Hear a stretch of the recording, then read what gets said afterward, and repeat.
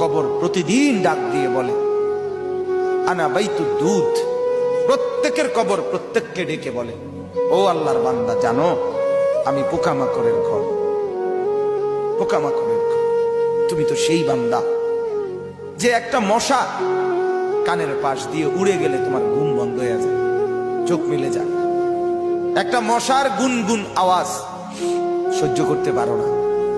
একবার কয়েল, একবার অ্যারোসোল, একবার মশারি, এরপরও তুমি চাও যে একটা মশাও যেন আমার কানের কাছে গুনগুন না করে। তো 5 ঘন্টার ঘুমের জন্য, 6 ঘন্টার ঘুমের জন্য বান্দা এই যত্ন নিলা, অনন্তকাল কিংবা বছরের পর বছর কবরের যে ঘুম দিবা, পড়ে থাকবা সেই ঘরে, পোকা মাকড়ের ঘর, সেই ঘরে তুমি ঘুমাইবা কেমনে, থাকবা? আমার বাপ